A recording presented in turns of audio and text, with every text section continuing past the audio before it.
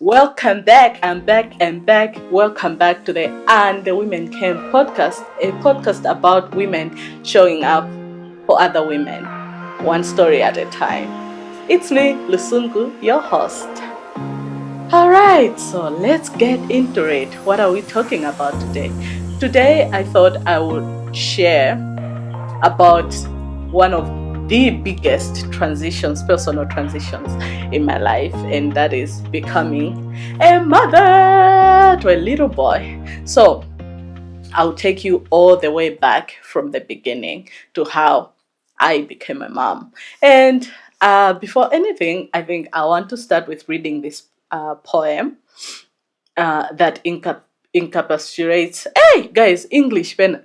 It really cooks me. The bundles are like jiggy jiggy jiggy. Anyways, this embraces the whole idea of, cause I feel like I'm a different woman now. So this poem, or is it a quote? It's a poem by Emory Hall. Make peace with all the women you once were. Lay flowers at their feet. Offer them incense and honey and forgiveness. Honor them and give them your silence. Listen, bless them and let them be, for they are the bones of the temple you sit in now. For they are the rivers of wisdom leading you toward the sea. I have been 1,000 different women.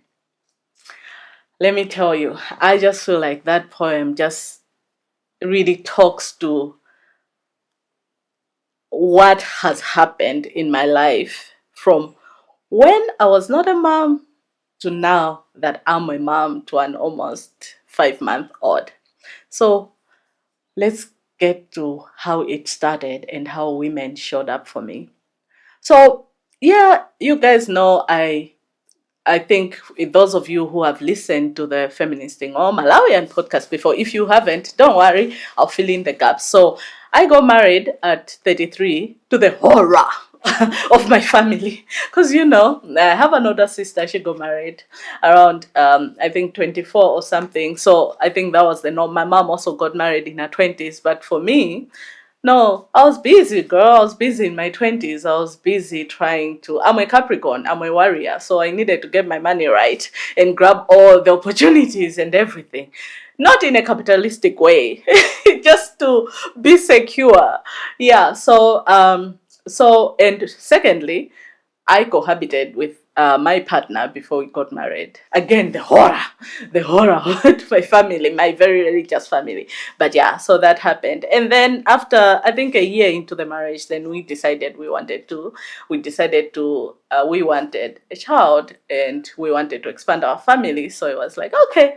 And for me, here is how I operate in my mind. Okay, this is what I want. What are the steps to get to it? Let's go. And that's what I thought would happen. Oh, little did I know. Little did I know. So we started trying. We started trying without even going to the hospital. It was just like, or talking to like any gynas, and we just like, oh, it's gonna happen naturally. And we started trying, and ladies, first month, ladies and gentlemen, and siblings and everyone, first month, second month, third month. And I think in my heart, I kept going like, oh, okay. Ooh, it's not happening. Okay. Then, because I've heard terrible stories about when people get pregnant, but it was like, so at first it was like, oh, it hasn't happened. Okay, good. It hasn't happened. And then I was like, what if I keep saying, oh, the periods came today, and it's 20 years. And yeah, so I started talking to my friends, and it was just amazing to have a community of women who knew that, okay, guys, this month they'll just send me emojis on the days that I'm supposed to get my period, like emojis, like it's okay if it doesn't happen this month, it's okay if it doesn't happen this month. And yeah, it didn't happen for a year. For a year, that's when, I think after 6 months, that's when we went back to the doctor. And you know what? The thing is, I think there's a lot of misconceptions in terms of how we get pregnant as those who can give birth, all women, including trans men. Yeah, so there's this misconception. I was like, listen, when I was in a teenager, when I was in my 20s, okay, all the time that I have had, I started being sexually active. The goal was to not get pregnant. Sometimes even more than fearing pregnancy, more than STIs, man. Like I can get pregnant, and then because the fear was put in us, like, do not get pregnant. I remember for us growing up, my dad used to say, if you get pregnant, you're going to the village. And the village was used as this place where undesirable, where you don't want to go. Of course, now I have a different view. I want to go there. It's peaceful. I want to soak up. But I guess it was just that idea of forcing you to go to a place that you didn't want to go. So it was always like, I cannot get pregnant. And then I'm a church kid. I grew up in church. My parents are very religious. So some of that stuff has stayed with me. Although I have found my own journey in terms of spirituality. But yeah, it was also like, okay, having a kid outside marriage is not an option. You should not. And this was so embedded in me when I was younger. So yeah, it was just, so even when we were cohabiting, it was like, okay, at least we cannot get pregnant until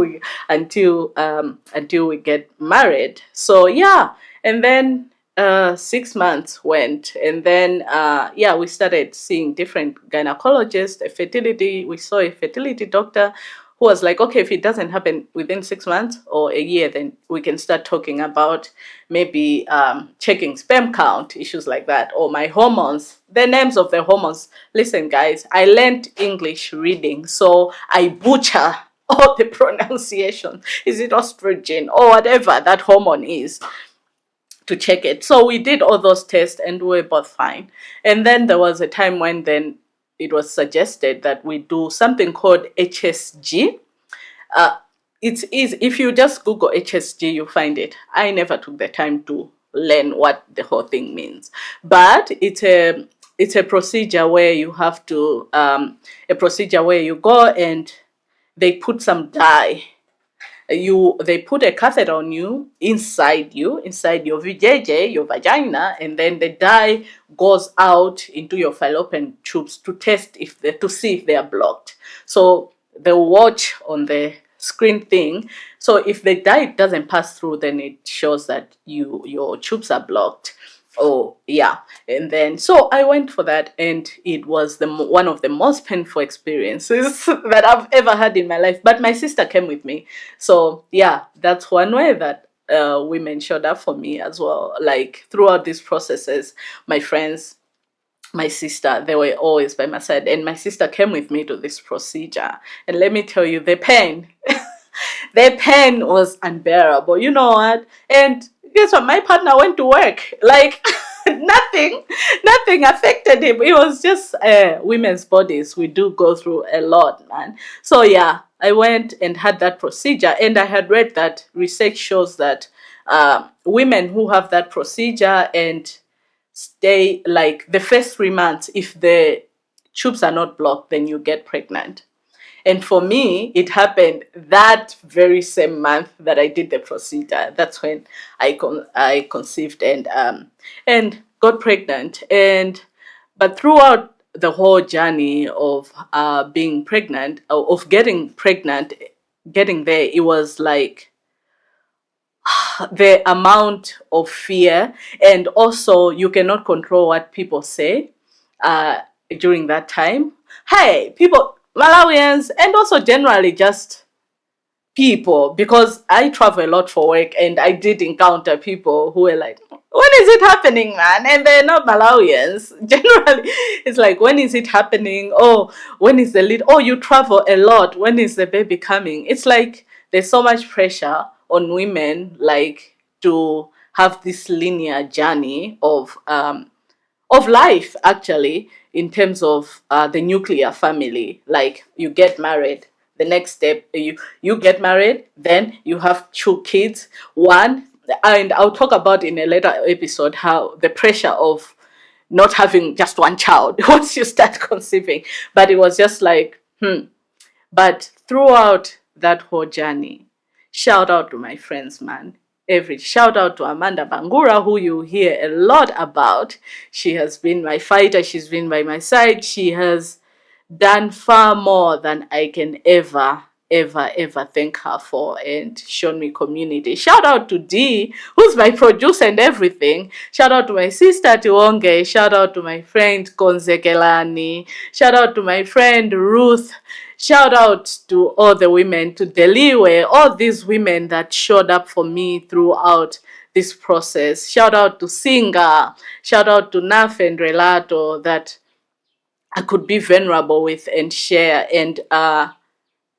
my fears. And I think I remembered one thing that journey reminded me of was the book All About Love by Toni Morrison. That it's okay by Bell Hooks. Sorry, Dee just corrected me, not Toni Morrison. By Bell Hooks. And that it's okay to want something. You know, sometimes as feminists, we are put in this spot of, oh, you're a robot. Oh, you things that are regarded as very feminine, that we cannot want them, and also, yes, no human desire. And also that's why someone actually, back then on Twitter, accused me of, oh, you're a feminist, that's why no man wants you, that's why you are lonely. And by then, guys, I was in a happy relationship. So, but to just be able to have that space and to have that community who are like, we know you want this and it's okay, you want it, you want to be a mom, you want to be a mom in this way. I know there are different ways to build family and to bring children in this world. There's adoption. I mean, there's surrogate, which we can never afford. There's IVF, very expensive.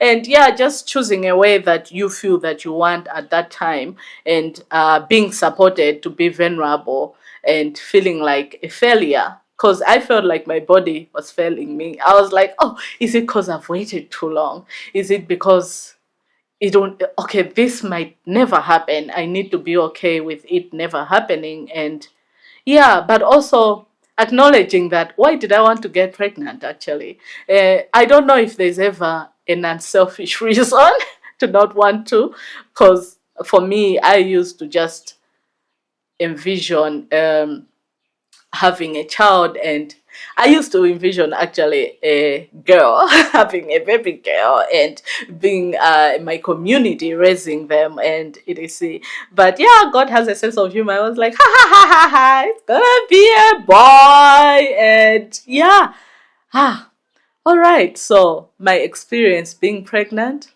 I'll share that on the next episode. I hope you're gonna be here. So thank you for listening, and thank you for watching. For those who are watching, please remember to follow, and you can write us on what is our email address, D? Is it and the women came at gmail.com. Yeah, you can write us on there if you want to share your experience as well, and how women showed up for you. And and soon social media handles will be shared in the link down there for this episode. Yeah, so thank you for listening, and I'd love to hear from you as well. Yeah, see you on the next one on my experience of being pregnant and how women showed up for me. It was Lusungu. See you soon. Peace out.